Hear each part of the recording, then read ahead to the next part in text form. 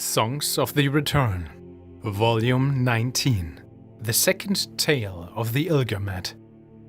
When that final battle at the Barren Pass was completed, and the melting snow carried Ulf blood back to the sea, the crew of the Carl Cars, the Southern Wraith, and the most exalted crew of our Lord's ship, the Ylgermet, at last parted ways, never to join shields again. They drew apart in that form which is not a loss, but again a knowing one's heart can be carried in the chests of others. So great was the love that those first of the 500 had for each other, and most especially for the great Ysgramor, harbinger of us all.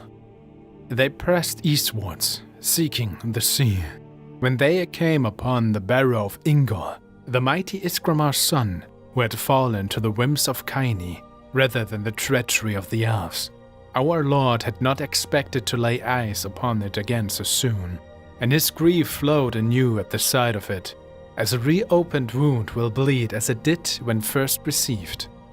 His eyes turned to the south, where a river met the sea, and decreed that there would be he and the crew of the Ylgermet create a great city, a monument of the glories of mankind, that from his palace he might always look upon the hill of his dear son's resting place, and feel that his line would know peace in his new home that was never known in Edmora. The elven captives were set to work, bringing forth a stone to build in their conqueror's fashion. As many elves died in the building of the city as had the crew of the Ylgermet slain while on way to its side, and Ysgramor drove the wretches ever more to build higher, to lay a claim to the river so that none might pass into the interior of this land without first showing due respect to its rightful claimant. Thus was the great bridge constructed, forever striding the river, that no elf might sneak through to avenge his devious cousins. As the bridge was built long, so too was the palace built high, spires reaching the sky to show dominion even over the very winds that had brought forth such a grief.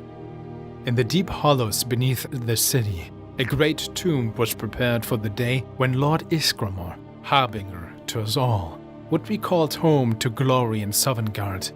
But as we know, he chose instead to be buried on the shore, facing towards Edmora, that though his heart lived and died in this new land, it would forever yearn for the beauties of still green Edmora, before the freezing took it. Thus was founding of Windhelm, the city of kings, though her history is long and her glories did not end with her founder.